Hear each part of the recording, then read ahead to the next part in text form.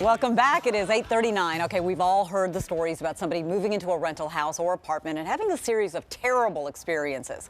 What if that happens to you? What can you do to protect yourself against a rental nightmare? Here with answers is our real estate expert, John Adams. Good morning to you. Good morning. What kinds of things are we talking about? Oh, well, terrible things. Okay. I think maybe the most common scenario is you wake up in the middle of the night, you hear some scratching noise, you go in the kitchen, turn on the light, and there's a big fat rat looking at you right at the top of the fridge.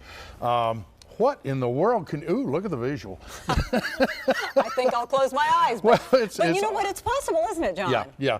And it happens more than you think. The reality is anywhere there are human beings, there are rodents. They've been with us since the dawn of time, just like mold and mildew. Wherever we are, they are. Okay, so what do you do about it? What are the routine steps you can take? Well, the good news is that a renter has a right to expect a landlord to take action if there's a rodent infestation. Routine steps in a timely manner. We're talking about plugging any interior holes, plugging any exterior holes, and maybe even doing a treatment. But you've got to be careful with those chemicals. We don't want to wipe out the dog and cat population in the neighborhood, so it has to be done safely. But yes, that's something you can expect. Okay, so what if your landlord just happens to be maybe a two-legged rat and refuses to act? Well, there are certainly some landlords that either are unable or unwilling to take action. And when that happens, it's a good idea to contact the county health department simply because they really will come out and give you good advice, and they will intervene and pretty much force that landlord to take the steps necessary. But remember this, if it's your sloppy garbage area that caused the problem, you are responsible for the cost of that. So it's not all just on the landlord. Okay, that sounds like a terrible nightmare all the way around. What's next? Well, the question is, what do you do if you need a repair, there's been some damage or whatever it is, and the landlord simply will not act? Okay. And the great news is, in Georgia and most other states, the landlord does have an obligation to repair whatever the system or condition is in order to keep the home safe and habitable. Okay. So what's safe and habitable? What does that mean exactly? Well, we're not sure. That would be for a judge to decide. But you can sort of say if it's like the water heater, that has to be repaired immediately. If it's a crack in the window pane, maybe that can wait. And once again, if you or your guest or family caused that problem, the landlord's going to look to you to pay for that repair. Yeah, I mean, you know, certainly we've talked about this in the past. There are advantages to renting, and then there are disadvantages, and you got to kind of weigh those.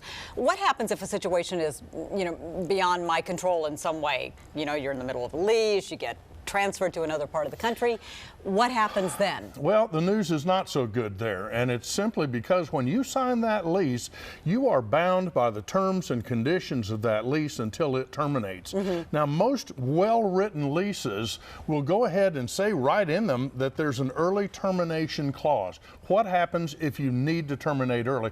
Because the reality is, it happens. People's lives change, people get married, people take a job in a different part of the country. But that's not required by Georgia law. So read your lease very carefully. A good early termination clause typically asks for 1 month's additional rent and maybe 30 days notice.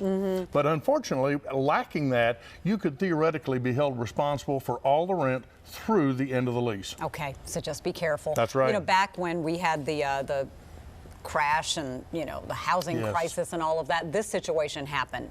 There were people renting, and all of a sudden the person who owned the home went under, and the home was foreclosed. Yeah, the estimates are between 30 and 50% of the homes that were foreclosed during the recent downturn were rental homes. Many of them were. So you know, what can I do as a renter? Well, there's good news and bad news. The bad news is that your lease agreement is always subject to the terms of a mortgage. And so the mortgage precludes that lease, and when the owner no longer owns it, that lease is invalid.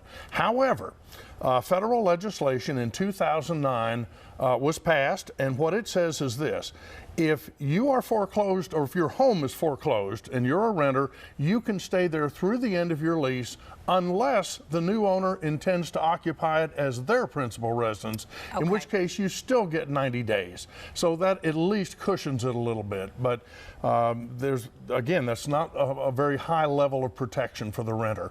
And that's just the way the law is written. All right, John, thank you. Always some great information. And if you'd like more information on today's tips with real estate expert John Adams, log on to the viewer information story on the Fox 5 Atlanta app. It's 15 minutes till 9 now, and coming up on Good Day Atlanta.